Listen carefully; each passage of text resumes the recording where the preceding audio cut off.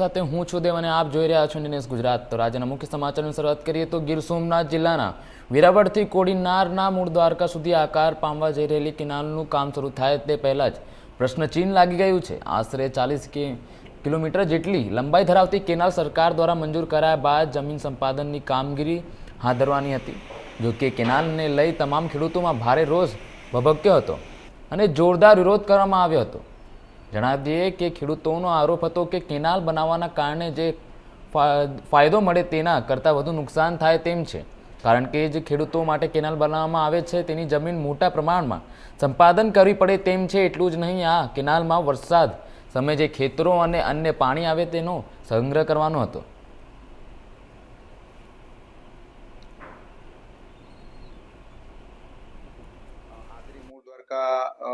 બંધારાને જોડવા માટેની સરકારની યોજનામાં અમે 5 પથરેખા નક્કી કરેલી છે। આદરીથી દેવકા નદી, દેવકાથી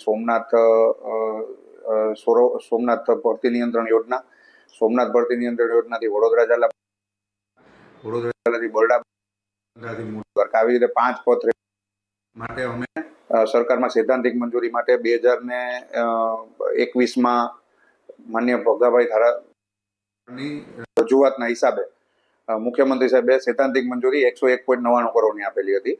જે સૈદ્ધાંતિક મંજૂરીના આધારે સરકારશ્રીએ નક્કી કરેલું હતું કે આ સમગ્ર પથરેખા અને સમગ્ર સર્વે કન્સલ્ટન્સી મારફત કરવામાં આવે, જેની પણ મંજૂરી સરકાર દ્વારા 2022માં આપવામાં આવેલી છે।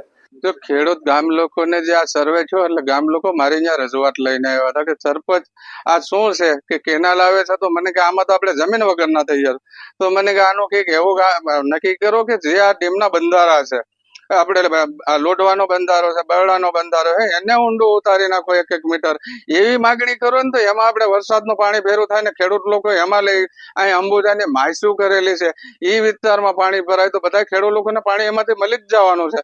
પણ આ રીતના કેનાલ વાળું કે બંધ રાખો, ખેડૂત લોકોનો વિરોધ મારી ત્યાં બધા નો થયેલો।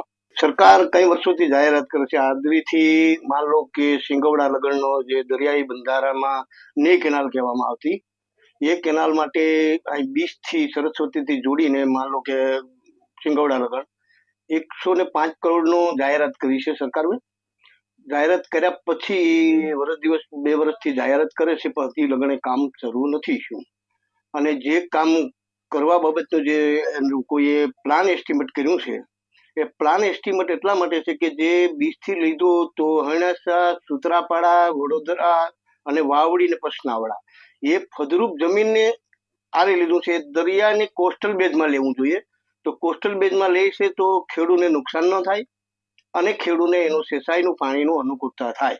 પણ જે જમીન છે ચારે બાજુથી કંપનીઓને આજુબાજુમાં જો વિટાઈ ગઈ છે, જમીન ઓછી થઈ છે વસ્તીના ધોરણ પ્રમાણે, તો એ જમીન છે કોસ્ટલ બેઝના દરિયા કિનારે લે કેનાલ મૂળ દ્વારકા સુધી જે કેનાલ બનવાની છે તે કેનાલની અંદર જે ફળદ્રુપ જમીનો આવે છે એ જમીનો જોવાથી ખેડૂતોને મોટું નુકસાન છે।